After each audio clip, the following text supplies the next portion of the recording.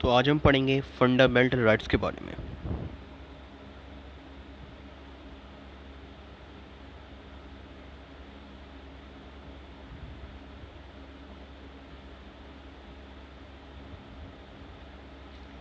So, what are they?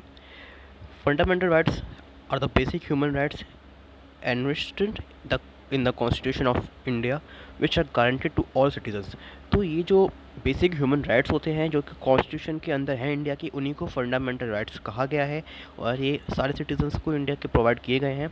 They are applied without discrimination on the basis of race, religion, gender etcetera. तो ये ऐसा नहीं कि किसी को रेस के बेस पे या फिर रिलीजन के बेस पे या फिर जेंडर के बेस पे अलग अलग दिए हों, ये सब के लिए सेम है। Why are they called fundamental rights. अब इन्हीं को फंडामेंटल राइट्स क्यों कहा जाता है? तो these rights are called fundamental rights because of two reason. इसके दो रीज़न हैं। पहला है कि they are insurance in the constitution which guarantees them. अभी जो है कॉन्स्टिट्यूशन के अंदर लिखे गए हैं, तो ये मतलब गारंटी है एक तरह से कि इनको मान्य करना ही पड़ेगा।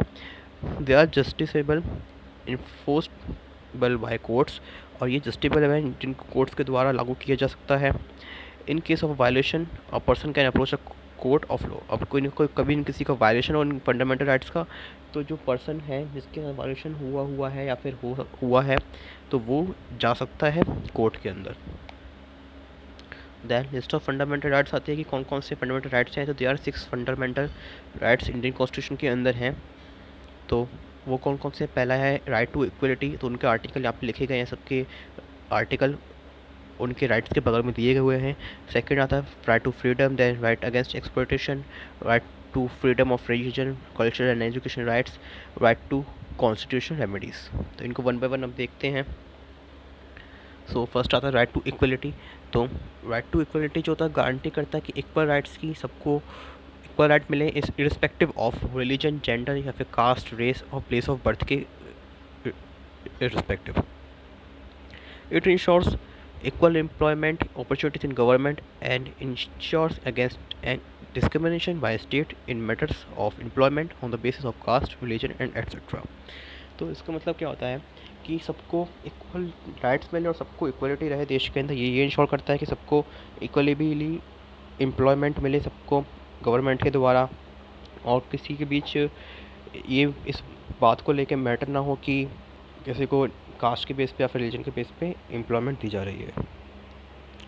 देन आता है राइट टू फ्रीडम, जो कि आर्टिकल 19 से आर्टिकल 22 के बीच में है। तो इट्स इंडियन कॉन्स्टिट्यूशन जो है वो गारंटी करता है अपने सारे सिटीजन को फ्रीडम की।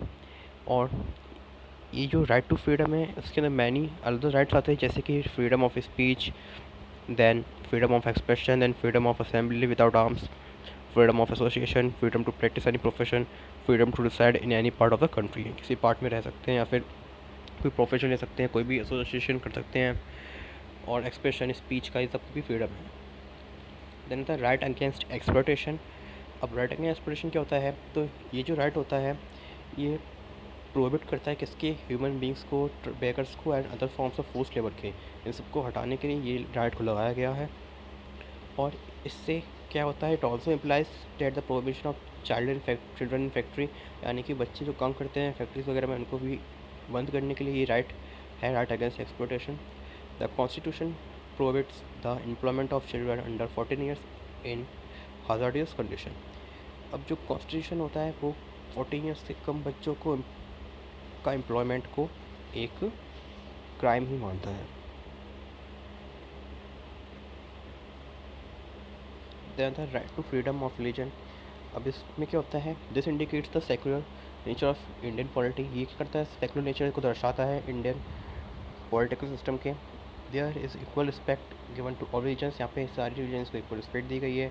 यहाँ पे फ्रीडम ऑफ कॉन्साइंस है, प्रोफेशन है, प्रैक्टिस है एंड प्रोपोगेशन ऑफ रिलीजन है। The state has no official religion. पूरे इंडिया कोई ऑफिशियल रिलीजन नहीं है।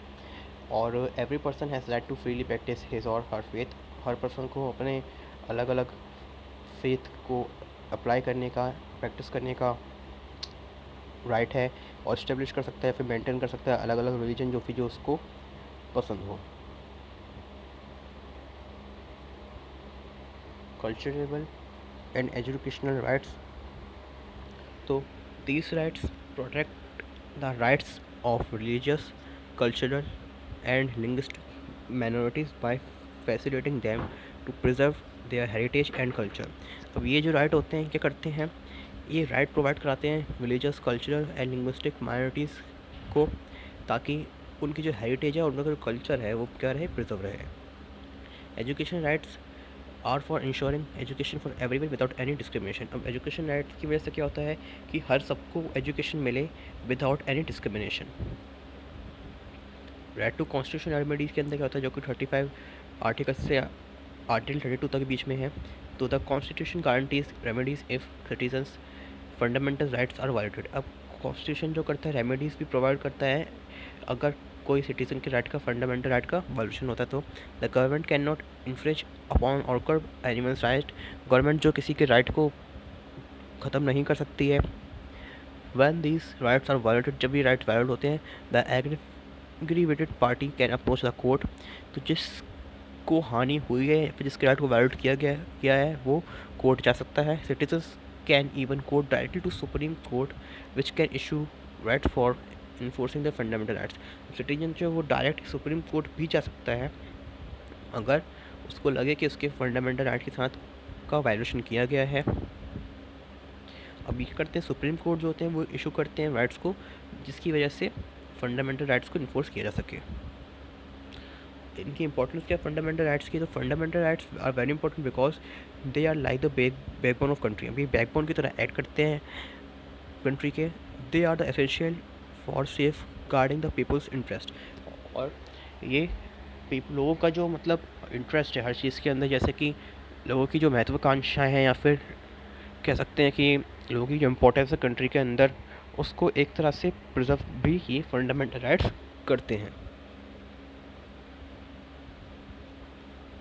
देन कुछ प्रैक्टिस क्वेश्चन देखते हैं। तो फर्स्ट क्वेश्चन आता है right to vote can be placed in which among the following categories. तो राइट टू वोट किसके अंदर आता है, तो वो आता है लीगल राइट के अंदर। एक लीगल राइट है article 25 to 28 of Indian constitution deals with. तो ये हमने थोड़ी देर पहले देखा था कि ये किस कैटेगरी के अंदर आना चाहिए, 25 से आर्टिकल 28। तो वो देख लेते हैं एक बार। अभी आर्टिकल 25 से 28 आता है right to freedom of religion. तो इसका आंसर क्या होगा, right to freedom of religion. Then right to safety, right to information, right to choose, right to be heard and right to seek redressal are essential components of which of the following among। तो इसका answer क्या है, तो ये सब किसके अंदर आते हैं, ये सब भी फंडामेंटल राइट्स के एक पार्ट है बेसिकली। तो इसका आंसर क्या होगा, ये। देन अब यहाँ पे ये ओपन पे सुप्रीम होगा, ये यहाँ पे एस आएगा।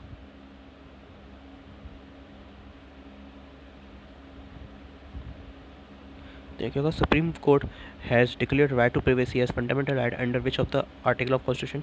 तो किस आर्टिकल के अंदर उसने राइट टू प्राइवेसी को सुप्रीम कोर्ट ने फंडामेंटल राइट बोला गया है, तो आर्टिकल 21 के अंदर।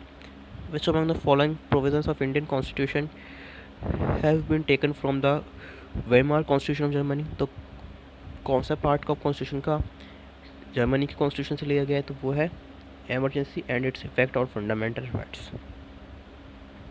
Thank you.